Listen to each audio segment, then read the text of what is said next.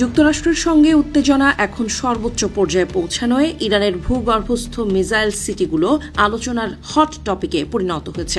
কারণ যুক্তরাষ্ট্রের মতো সুপার পাওয়ার রুখে দিতে মাটির নিচে লুকিয়ে রাখা এই মিসাইল সিটিগুলোর ওপরই ভরসা রাখছে ইরান।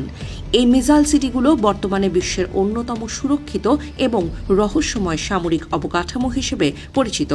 পাহাড়ের প্রায় 500 মিটার বা আধা কিলোমিটার গভীরে অবস্থিত এই বিশাল সুড়ঙ্গ নেটওয়ার্ক এমনভাবে তৈরি করা হয়েছে যা আধুনিক কোনো বাংকার বাস্টার বোমা এমনকি পারমাণবিক হামলাতেও ধ্বংস করা সম্ভব নয়। কয়েক দশকের নিখুঁত পরিকল্পনা এবং ইঞ্জিনিয়ারিংয়ের মাধ্যমে দেশ জুড়ে এই লৌহ বলয় তৈরি করেছে ইরান। ইরানের এই ক্ষেপণাস্ত্র নগরীগুলো হাজার হাজার কিলোমিটার জুড়ে বিস্তৃত এক সুড়ঙ্গ মহাসড়ক। এই সুড়ঙ্গগুলো এতই প্রশস্ত যে দুটি বড় মিসাইলবাহী ট্রাক অনায়াসেই পাশাপাশি যাতায়াত করতে পারে। 30 থেকে 50 ফুট উচ্চতার এই করিডোরগুলোতে শাহাব 3 বা খোররাম শাহর মতো বিশাল ব্যালিস্টিক মিসাইলগুলো লম্বালম্বিভাবে মজুত রাখা হয়। শত্রুর নজরদারি এড়াতে সুড়ঙ্গের ভেতরে রোবোটিক রেল ব্যবস্থা পদ্ধতি ব্যবহার করে ইরান, যার মধ্যে একের পর এক ক্ষেপণাস্ত্র দ্রুত ফায়ারিং পজিশনে আনা যায়। এই ক্ষেপণাস্ত্র নগরীগুলো অনেকটা মাটির নিচের ছোট ছোট শহরের মতো। প্রতিটি কমপ্লেক্সে রয়েছে অ্যাসেম্বলি হল। এখানে যুদ্ধের সময় দ্রুত মিসাইল প্রস্তুত করা হয়। এছাড়াও এখানে থাকা কমান্ড সেন্টার থেকে মাটির নিচে বসেই পুরো যুদ্ধ নিয়ন্ত্রণ করা সম্ভব।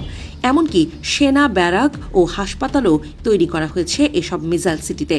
হাজার হাজার সেনার জন্য দীর্ঘমেয়াদী অবস্থানের জন্য আবাসন, মেস এবং আধুনিক চিকিৎসা কেন্দ্রের যাবতীয় সুবিধা রাখা হয়েছে।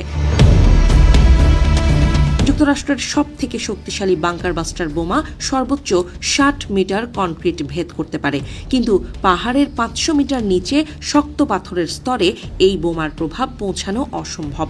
পারমাণবিক হামলায়ও এসব মিসাইল সিটি সুরক্ষিত থাকবে, কারণ পাহাড়ের পুরো পাথর পারমাণবিক হামলার প্রচণ্ড তাপ এবং বিকিরণ থেকে মিসাইলগুলোকে রক্ষা করে। এই সুড়ঙ্গগুলো কম্পার্টমেন্টালাইজেশন পদ্ধতিতে তৈরি, অর্থাৎ হামলার ফলে একটি প্রবেশপথ বন্ধ হয়ে গেলেও গোপন অন্য অনেকগুলো পথ দিয়ে অনায়াসেই মিসাইল হামলা চালানো সম্ভব। 1984 সালের ইরান ইরাক যুদ্ধের তিক্ত অভিজ্ঞতা থেকে এই সুড়ঙ্গ কৌশলের পথে হাঁটা শুরু করে ইরান। 90-এর দশকে উত্তর কোরিয়ার প্রযুক্তিগত সহায়তায় এর নির্মাণ কাজ আরও আধুনিক করে তারা। 2025 সালের জুনে ইসরায়েলের সাথে 12 দিনের যুদ্ধের পর এই সুড়ঙ্গগুলোকে আরও বিস্তৃত করা হয়েছে।